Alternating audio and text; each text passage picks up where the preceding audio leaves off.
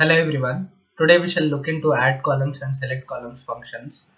Add columns, it adds calculated columns to the given table or table expression. It has three major parameters, which is table, name, expression. It returns a table with all original columns and also the added ones. This function is not supported for use in direct query mode when it is used in calculated columns or row level security rules. Let us see the definition of select column also. Here it returns the table with selected columns from the table and new columns specified by the DAX expressions. It has similar expressions like parameters like table, name and expression for the select columns function. Select columns function has the same signature as add columns function and has the same behavior, except that instead of starting with the table specified, select columns starts with an empty table before adding the columns. This function is also not supported for direct query mode and when it is used in calculated columns or row level security rules. Let us see how it helps us. Here we have order details table where I have order ID, product ID, price, quantity and discount columns. Suppose that I want to add a new column to this table, or I want to create the similar table by adding a sales column. What I could do is I could click on this new table. Okay, it will create a new table for me. I would name the column as, I could say, add columns table equal to. Here you could see that I'll write add columns function. In the table I'll use the order details table. Okay, I'll put a comma. In the name, here I'll write the name as sales, and in the expression I could write an expression which is order details quantity multiplied by price. Okay, unit price. Here I want and one more column where I want I could say discount amount or discount price. Okay, here in the expression what I would write is, I'll write unit price multiplied by 1 minus discount,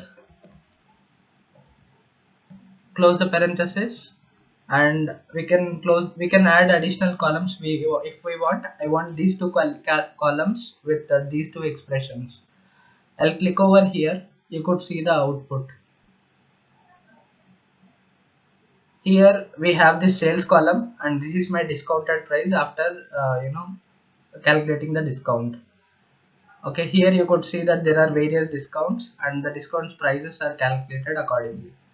Here I suppose that you have understood this add columns function by using the order details table. I'll show you one more example of select columns function where I'll create a new table. Here I'll select the table, I'll click on this new table. I'll name the new table as select columns table. Here what it does is, this select columns function, it starts with an empty table. So what I would require is, I would require the order details table. I would name the column as order ID. Here in the place of order ID column, I want this order details order ID. Okay, this is my expression. Here I'll put a comma. I want the column as product ID. Here in the place of product ID, I'll use the column as order details product ID. Here I want price. I'll write unit price of order details. Okay, I want these three columns, and additionally I want quantity. I'll use the quantity of order details. Okay, apart from these four columns, similar to the add columns function which I have shown, I want sales. What I would do is, I'll multiply this quantity with unit price. Okay, these are the columns which I have selected. I could close the parenthesis, hit enter. Here you could see that these are the 5 columns which are selected and I have named the column in a different way, and I have fetched the column from order details by using the select columns function, and I have an additional column which is created by me, which is new column. Okay, suppose that I don't want this product ID column, I could remove it and I could just click over here. You could see the table which is updated. Okay, you may not be able to do this in add columns function because it does not work like this, similar to the select columns with an empty table from the starting. I hope these two functions are understandable. Please practice. This is all for now. Thank you for watching, and we shall meet in a new video.